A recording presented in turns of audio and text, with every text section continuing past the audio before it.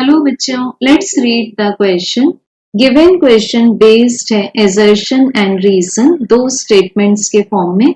Assertion says a man sitting in a closed cabin which is falling freely does not experience any gravity, and the reason says inertial and gravitational mass are equivalent. So बच्चों यहाँ consider करना है हमें एक closed cabin जिसमें एक man sitting condition में है। अब ये मैन फ्रीली फॉल हो रहा है, मीन्स ये केबिन फ्रीली फॉल हो रहा है। तो हम यहाँ मान सकते हैं अगर मैन का मास है m, सो इसका वेट एक्सर्ट होगा वर्टिकल डाउनवर्ड डायरेक्शन में mg, and because this is free fall, so यहाँ ओनली एंड ओनली कौन सा फोर्स अप्लाई होगा? Gravitational force. So that is why acceleration is equal to the acceleration due to gravity. So बच्चों इस cabin में जो downward direction में driving force होगा that will be ma equals to mg.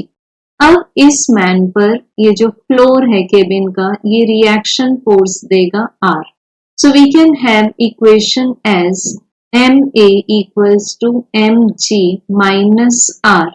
अब यहाँ पर a के प्लेस पर जब हम पुट कर देते हैं g, we get mg equals to mg minus r.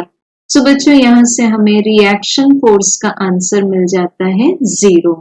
तो इस मैन पर कोई भी रिएक्शन फोर्स अप्लाई नहीं होगा. So we can say that the man does not experience any gravity.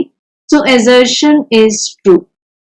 अब बच्चों देखते हैं रीजन में बताया है कि inertial and gravitational mass are equivalent. So basically हम इनर्शियल मास को बोलते हैं this is the force divided by the acceleration produced by this force, and the gravitational mass अगर हम इसको mg से डिनोट कर दें, so this is equals to the force divided by acceleration due to gravity.